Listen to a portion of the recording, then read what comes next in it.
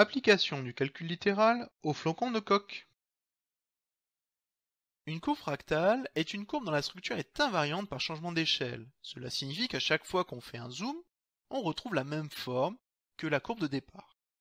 Le flocon de Koch est une courbe fractale dont voici les premières étapes réalisées avec le logiciel Scratch. Le script est ici déjà fourni. En cliquant sur le drapeau vert pour commencer la figure obtenue, qui est la figure de l'étape 0, est un triangle équilatéral. Ce triangle équilatéral est créé par le petit script qui est ici, répété 3 fois, avancé de 240, tourné vers la gauche de 120 degrés. Et on répète ces deux instructions-là 3 fois. Cela permet de créer le triangle équilatéral. Une fois ce triangle équilatéral créé, il faut aller à l'étape numéro 1. L'étape numéro 1 commence par appuyer sur la touche espace. En appuyant sur la touche espace, la nouvelle figure créée est une étoile à 6 branches, et par rapport à la figure départ, le triangle équilatéral, chacun des côtés a été partagé. On a partagé en 3 ce segment, et on a créé 4 segments ici.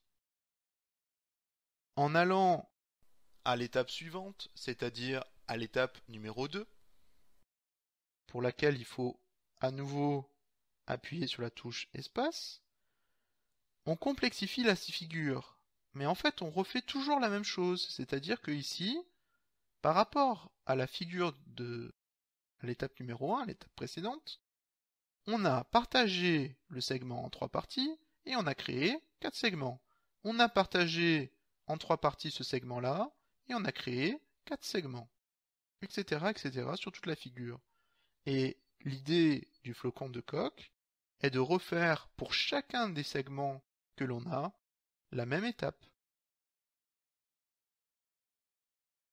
On peut calculer le nombre de segments de la figure pour chaque étape. À l'étape numéro 0, c'est-à-dire pour la première figure, il y a 3 segments. À l'étape numéro 1, pour chacun des segments de la première figure, il y en avait 3, on a partagé ce segment en 4 parties égales.